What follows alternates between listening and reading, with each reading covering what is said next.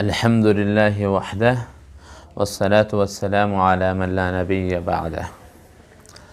أما بعد،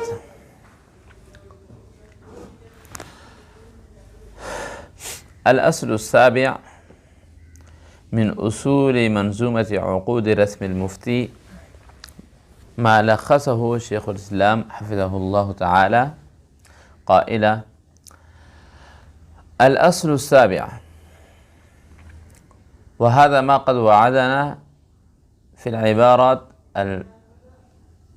الآنفة ماضية بأنه سيذكر ألفاظ الترجيح، فيقول: الأصل السابع، وللترجيح الصريح ألفاظ بعضها أقوى من بعض. الترجيح الصريح بالألفاظ كما التناقل الصريح بالألفاظ خاصة، وللترجيح الصريح ألفاظ بعضها أقوى من بعض. فأقوى الصيغ في ذلك عليه عمل الأمة، عليه إذا وجدت اختلافا ثم وجدت أصحاب الترجيح يرجحونه بقولهم عليه عمل الأمة، فعليه عمل الأمة هذه الكلمة، هذه الجملة أقوى الجمل للترجيح في باب الفقه. ثم الدرجة الثانية عليه الفتوى، والدرجة الثالثة وبه يفتى، والرابعة ثم الفتوى عليه، والخامسة هو الصحيح، والسادسة هو الأصح.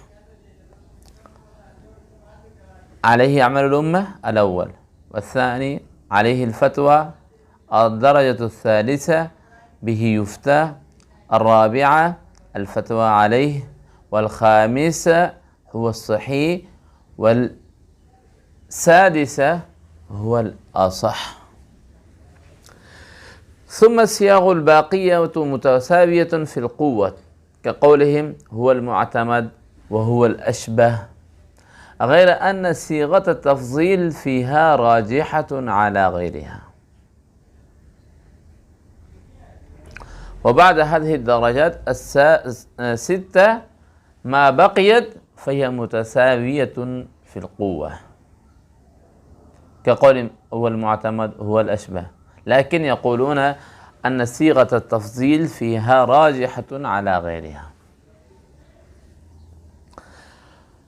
ثم يشرحه مزيدا فيقول: إن أصحاب الترجيح يستعملون للترجيح ألفاظا مختلفة، ومراتب قوتها مذكورة في هذا الأصل، غير أن العلماء قد اختلفوا في الصحيح والأصح، يعني الخامس والسادس. أما الأربعة الأخرى كلها متفقة عليها. اختلف العلماء الصحيح والأصح، يعني أيهما أقوى، الصحيح أقوى أم الأصح أقوى؟ فقال بعضهم إن الأصح أقوى من الصحيح لكونه اسم تفضيل. دليلهم أنه اسم تفضيل إذا هو أقوى، وهو الذي اختاره ابن عبد الرزاق في شرحه على الدر المختار. وقال الآخرون إن الصحيح أقوى من الأصح، والآخرون يقولون الصحيح أقوى من الأصح. لماذا؟ ما الدليل؟ فيقولون لأن الصحيح مقابله خطأ، والأصح مقابله الصحيح، وما كان مقابله خطأ آكد مما كان مقابله صحيحا. هذا دليل الفريق الثاني. وهذا الموقف هو الذي ذكره البيري رحمه الله ناقلا عن حاشية البزوي رحمه الله، ثم تعقبه بقوله: يقول ينبغي أن يقيد ذلك بالغالب، هذا في الغالب، لأن وجدنا مقابل الأصح الرواية الشاذة والقول الشاذ. انتهى كلام بري رحمه الله ما ذكره ناقلا عن حاشية البزدوي. والقول الفصل في هذا الباب، يعني القول الصحيح الثواب أصح في هذا الباب، في هذا الاختلاف ما هو؟ أنه إذا كان قائل كلا اللفظين واحدا فالأصح مقدم على الصحيح بالاتفاق. إذا كان الرجل القائل والواحد الذي يتلفظ بتلك بكلمتين بالأصح أيضا في كتابه في مؤلفه وكذلك بالصحيح، فالأصح مقدم على الصحيح بالاتفاق دون الخلاف.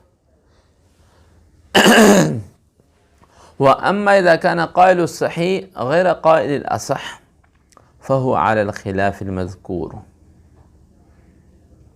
أما إذا اختلف القائل هذا هو موضع الخلاف، هذا هو محل الخلاف بين الفقهاء بين العلماء.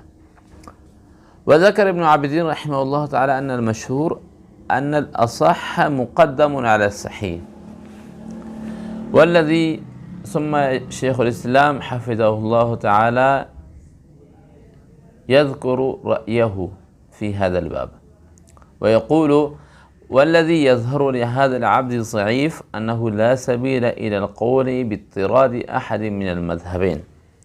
صحيح، فقد يستعمل لفظ الأصح في مقابل الخطأ أيضا، وقد يكون في المسألة 3 أقوال، فالصحيح يستعمل في مقابل قول ثالث، ولا صح في مقابل هذا القول الذي قيل فيه إنه صحيح.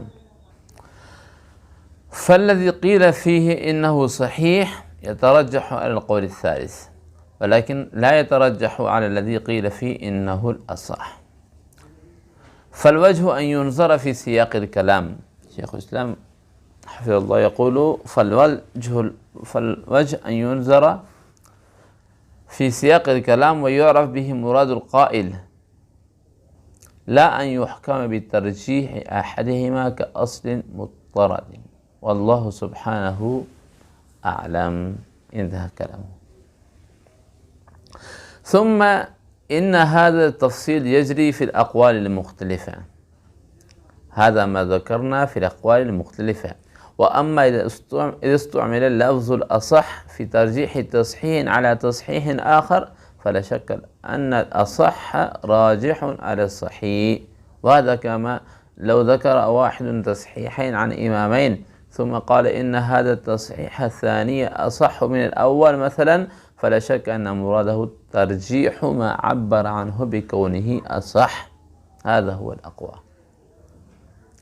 ثم الألفاظ الباقية في مرتبة واحدة، وهي به نأخذ وعليه فتوى مشايخنا، وهو المعتمد وهو الأشبه وهو الأوجه، فجميع هذه الألفاظ متساوية، غير أن صيغ التفضيل تجري على الاختلاف المذكور في الأصح والصحيح، والراجح أن اسم التفضيل من بين هذه الألفاظ أرجح على غيره. اللهم اشرح صدورنا للإسلام.